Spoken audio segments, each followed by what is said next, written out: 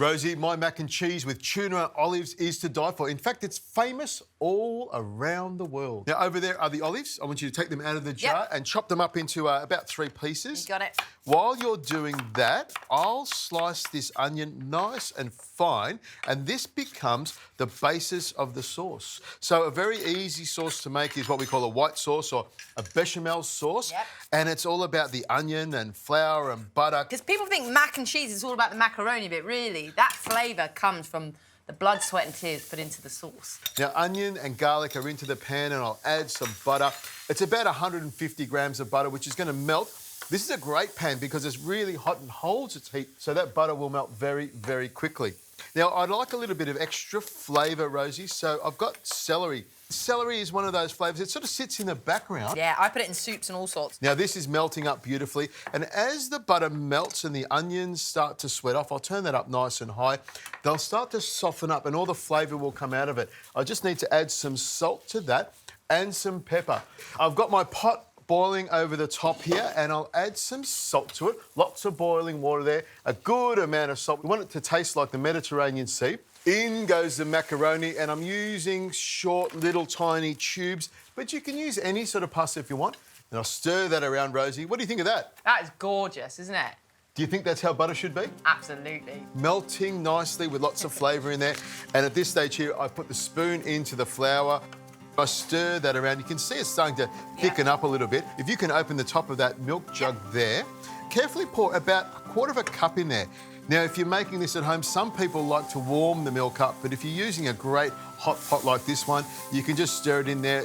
So we'll keep stirring this around and gradually adding the milk, keeping an eye on that pasta, which has got a couple of minutes to go.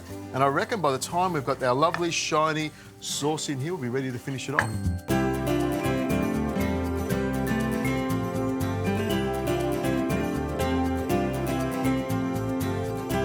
Rosie, the sauce is nice and thick. Look at that. Saucy. It's great. Love it. Now, open that cream up, Rosie. I'm going to get you to pour some of that in there, about 1/4 of that container. Yep. The cream makes it luscious, and it makes it really creamy as well. Cream makes everything luscious, doesn't it? Now, over there is the olives and the herbs. In they go.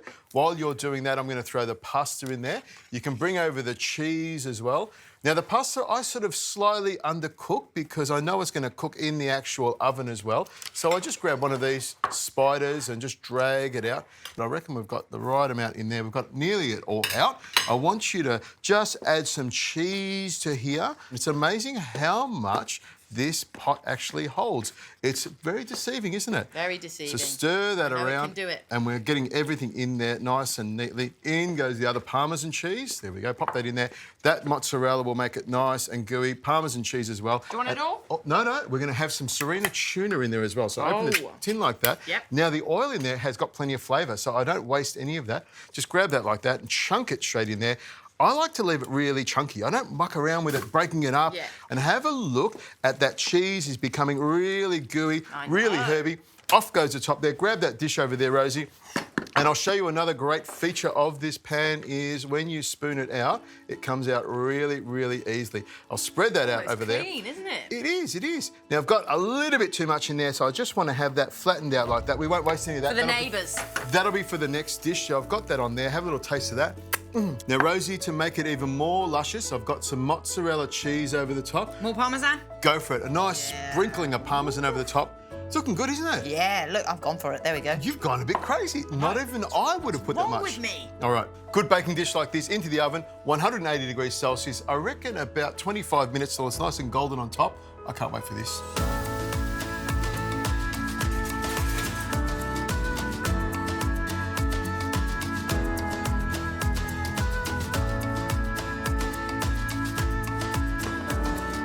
Rosie, that smells delicious, It doesn't looks gorgeous. Nice and golden brown. And when I put the spoon into it, you can see all that cheesiness. Look at that. Good choice on the mozzarella. Oh, fantastic. Which, this is a really nice thing to bring to, like, a friend's house. You know, people get nervous when they say, can you bring a dish? This one's perfect. You know, you pull it straight out of the oven, keep it nice and warm, pop it into the boot of the car.